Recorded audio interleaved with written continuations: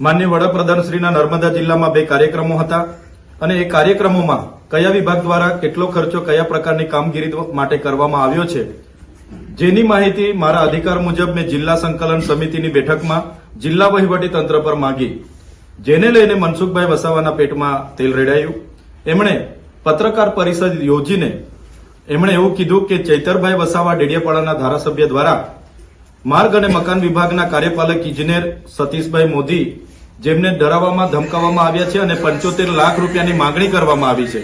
અને એ વાત એ કાર્યપાલક ઇજનેરે કલેક્ટર શ્રી નર્મદાના એસકે મોદીજીને કીધી અને એસકે મોદીજીએ અમને બોલાવીને આ વાત કરી છે ત્યારે અમે 1 પણ રૂપિયો આપવાનો થતો નથી એવું અમે જણાવ્યું છે. જેવી વાત મીડિયાના માધ્યમોથી જોતા એની ગંભીરતા સમજીને અમે કલેક્ટર શ્રી નર્મદાને મળવા માટે 24/12/2025 ના રોજ ગયા અને કલેક્ટર શ્રીએ મીડિયા મિત્રોની ઉપસ્થિતિમાં અમારી જે રજૂઆત હતી કે આનો ખુલાસો આપો ત્યારે એમણે કીધું કે આ વાત બિલકુલ ખોટી છે. બાદમાં ગત રોજ કેટલાક મીડિયા મિત્રોએ કાર્યપાલક ઇજનેરનો સંપર્ક કર્યો. એમણે પણ કીધું કે હું તારીખ 7/12 થી રજા પર છું અને આવી કોઈ પણ જાતની રજૂઆત મેં કોઈ અધિકારીને કે કોઈ નેતાને કરી નથી. આ પ્રકરણમાં મારું નામ કઈ રીતના આવે છે એ મને સમજાતું નથી. ત્યારે આ બાબતને લઈને મનસુખભાઈ વસાવા બોખલાઈ ગયા છે અને એમણે એટલા હદ સુધી સરકારને અને ભાજપના પાર્ટીના ઉચ્ચ નેતાઓને ધમકી આપી કે હું રાજીનામું આપી દઈશ, પાર્ટી છોડી દઈશ. એટલે ઉપરથી સરકારે કલેક્ટર શ્રીને સમજાવ્યા કે ભાઈ સત્તા સામે શાણપણ સારું ના લાગે, તમે અમારી ગુજરાતમાં અને કેન્દ્રમાં સરકાર છે, અમે કહીશું એ પ્રકારે તમે આવતીકાલે બોલી દેજો. કલેક્ટર શ્રી રજા પર જવાના હતા છતાં મનસુખભાઈને મળવા માટે એમને ઉપસ્થિત રાખવામાં આવ્યા. એક આખી વાર્તા સ્ક્રિપ્ટ તૈયાર કરવામાં આવી.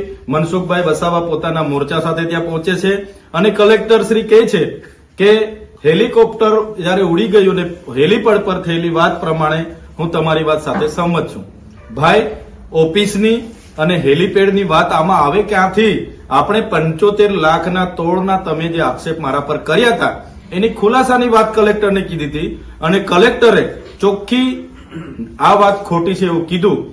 આજે કલેક્ટર જયારે એમને સમર્થન આપતા હોય તો તમે બંધારણીય પદ પર બેસીને 2 મોડાની વાત કરો એ વ્યાજબી નથી. તમે અમે જે માહિતી માંગી છે એ માહિતી તમે અમને આપી દો અને અમે જે ખુલાસો માંગ્યો છે એ ખુલાસો પણ દિન 7માં કલેક્ટર શ્રી અમને આપે. અમારા રાજકીય કારકિર્દીને નુકસાન થાય અને અમારા શાખને નુકસાન થાય એવું અમે ક્યારેય સાખી લેવાના નથી. અને જે પણ ખર્ચાઓ તમામ શાખાઓમાંથી 10 ગણા થયેલા છે એમના પર પણ અમે સીઆઈડીની માંગ કરીએ છીએ. સીઆઈડી તપાસ કરશે તો દૂધનું દૂધ પાણીનું પાણી થઈ જશે. કોની એજન્સીઓ છે?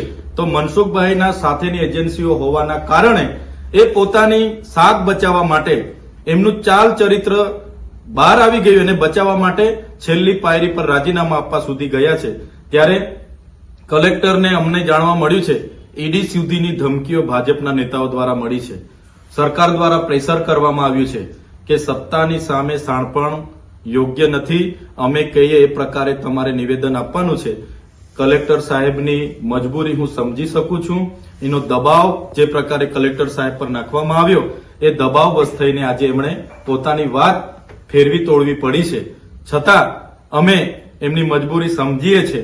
આવનારા દિવસોમાં આ કાર્યક્રમની તમામ માહિતી અમે માંગીશું, અંદર ઉતરીને માહિતી માંગીશું અને જે પણ જવાબદારો છે એમના પર સીઆઈડીની તપાસ થાય, કાર્યવાહી થાય અને રિકવર થાય એ અમારી માંગણી છે. અમને જરૂર લાગશે તો આવનારા દિન 5 પછી યોગ્ય ખુલાસા નહીં મળે તો કલેક્ટર કચેરીની સામે હું મારા સમર્થકો સાથે ધરણા પર બેસવાનો છું. એમણે પ્રેસ વાર્તા કરી એમાં ક્યાંય એમણે હેલીપેડનો ઉલ્લેખ નહોતો કર્યો. મારા પર આક્ષેપ કર્યા ત્યારે કોઈ દિવસ હેલીપેડ વચ્ચે આવતું જ નહોતું.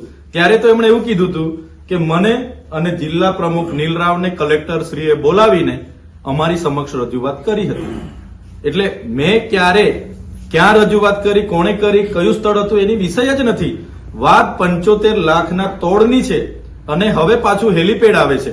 એટલે ક્યાં ને ક્યાંક આખી વાર્તા ઉભી કરાવવામાં આવે છે, આખું સ્ક્રિપ્ટ તૈયાર થાય છે અને કલેક્ટર શ્રી કાર્યપાલક ઇજનેર પર સરકાર દ્વારા દબાણ કરવામાં આવ્યું. 2 દિવસ તો એવી માહિતી છે કે મનસુખભાઈએ પોતે ફોન કરીને કલેક્ટર સામે સાથે મા બેનની ગાળો બોલી છે એટલે કલેક્ટરે ડરીને આજે ફેરવી તોડ્યું છે અને 2 મોડાની વાત કરી છે. પણ કલેક્ટર સાહેબને કેમ છું, તમે નીડર રહો, અમે તમારી સાથે છે. તમે બંધારણીય પદ પર છો, નિડરતાથી નિષ્પક્ષ તમે નિવેદન કરો, અમે બેઠા છે. જરૂરત લાગશે આખા ગુજરાતના લોકોને અહીંયા ઉપસ્થિત કરીશું તમારા સમર્થનમાં. કોઈને ડરવાની જરૂર નથી, ઈડી ફીડીથી ડરવાની જરૂર નથી, અમે બેઠા છે. અને આજે પણ તમને કેમ છું, અમે માહિતી માંગી છે, અધૂરી જ મળી છે. નહીં મળશે તો મારા અધિકાર પ્રમાણે ત્રીજી વાર પણ હું જિલ્લા સંકલનમાં મૂકીશ. અને એટલે મને માહિતી મળવી જોઈએ અને એના પર સીબીઆઈની તપાસ થાય, સીઆઈડીની તપાસ થાય, એ અમારી માંગણી છે. અને આવનારા દિવસોમાં દિન 5માં મેં જે લેખિત અરજી આપી છે એનો પણ ખુલાસો મને મળવો જોઈએ. આ મારા શાક પર પડેલી જે દાગ છે એને મિટાવવા માટે ખૂબ ગંભીર બાબતોનો આરોપ છે, તો એનો ખુલાસો થવો જોઈએ. જો ખુલાસા નથી થતા, આવનારા દિવસોમાં મારા સમર્થકોના ફોન આવે છે. અંબાજીથી ઉમરગામના અમારા સમાજના આગેવાનો પૂછે છે, સાહેબ શું કરવાનું? મેં બધાને રોકી રાખ્યા છે. જરૂર જણાશે દિન 5 પછી આહવાન કરીશ મેં બધાને. અને નેત્રંગની જેમ લાખોની સંખ્યામાં મારો સમર્થક અહીંયા ઉમટશે અને કાયદો અને વ્યવસ્થા બગડશે એની જવાબદારી તંત્રની રહેશે. કલેક્ટર સાહેબ એવું પણ શું કહ્યું છે કે ભાઈ કોન્ટ્રાક્ટર મારફતે તમે કહેવાયું કાર્યપાલક ઇજનેરને પૈસા માટે? સરકાર તમારી છે, પોલીસ તમારી છે, બધું જ તમારું છે. આ પ્રકારની વાયા વાત બંધ કરો. તમારા પર કોઈ હમણાં મનસુખભાઈ કીધું કે સીસીટીવી ફૂટેજ છે, મોબાઈલમાં રેકોર્ડિંગ છે, તો જનતાને જાહેર કરો. મોબાઈલમાં રેકોર્ડિંગ છે કીધું ને એમને, સીસીટીવી ફૂટેજ છે, જાહેર કરો. હું તો કેમ છું, મોબાઈલ રેકોર્ડિંગ ને સીસીટીવી ફૂટેજ જાહેર જનતાને જાહેર કરો. હું જાહેર જીવન છોડવા તૈયાર છું. હું એમના જેવી ખોખલી વાતો નથી કરતો કે રાતે રાજીનામા આપવાની વાત કરીને બીજા દિવસે કલેક્ટરને દબાવે. કલેક્ટરને ધમકાવ્યા છે, અહીંયા ઈડીની વાત કરી છે. કલેક્ટર બિચારા ગભરાઈ ગયેલા છે, આજે રજા પર ઉતરી ગયેલા. આજે મજબૂરન એમને બેસવું પડ્યું છે. તમે જોઈ એમની રજા મંજૂર થયેલી છે, છતાં એમને સરકારના દબાણથી બેસવું પડ્યું છે. એટલે કલેક્ટરની મજબૂરી હું સમજી શકું છું.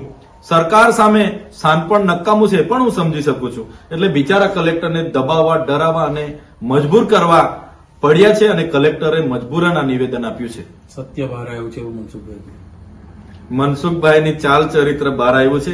એમનો ચહેરો જોજો, એમનો હાવભાવ જોજો. એમની વૃત્તિ પહેલેથી પોતાની લીટી લાંબી કરવા માટે બીજાની લીટી ભૂસવાની છે. તમે જોયું હશે, અહીંના ધારાસભ્ય દર્શનાબેન દેશમુખ પર આક્ષેપ કર્યા, ઝઘડેના ધારાસભ્ય રીતેશભાઈ વસાવા પર આક્ષેપ કર્યા, પૂર્વ ધારાસભ્ય હર્ષદભાઈ વસાવા સામે લડાઈ હતી, શબ્દશરણ તડવી સામે લડાઈ હતી. આ જ જિલ્લાના પ્રમુખ નીલરાવને પણ ગાળો ભાંડી છે, એમની સામે પણ પડ્યા હતા. ઘનશ્યામ પટેલ સામે પડ્યા હતા, મહેશભાઈ વસાવા સામે, છોટુભાઈ વસાવા સામે, ડેડિયાપાડાના પૂર્વ ધારાસભ્ય મોતીભાઈ વસાવા સામે પડ્યા છે. એમની આ વૃત્તિ રહી છે. એમનાથી કોઈ આગળ જાય સહન નથી થતું. ત્યારે મનસુખભાઈ જે પ્રકારે એ ઘરે બોલાવીને જે મીડિયા સ્ટેટમેન્ટો જે આપે છે એ પાર્ટી પણ જાણે છે, સરકાર પણ જાણે છે, પાયા વિહોણી વાતો કરે છે. આજે જનતા જાગી ગઈ છે. આજે જનતા એ પ્રોગ્રામોના હિસાબ માંગે છે. એ પૈસા કોઈ કમલમમાંથી નથી આવ્યા, કોઈ નેતાના ઘરેથી નથી આવ્યા. જે પણ 50 કરોડના ખર્ચા થયા છે એ નર્મદા જિલ્લાના આદિજાતિ બાળકોના, આદિજાતિ લોકોના વિકાસના ખર્ચા થયા છે. એનો એક રૂપિયાનો અમે હિસાબ લઈશું અને જે પણ ઉઠાંતરી થઈ છે એના પર સીઆઈડીની તપાસ થાય અને એવા લોકો પર કાર્યવાહી થાય. એ લડત આવનારા દિવસોમાં વધવાની છે.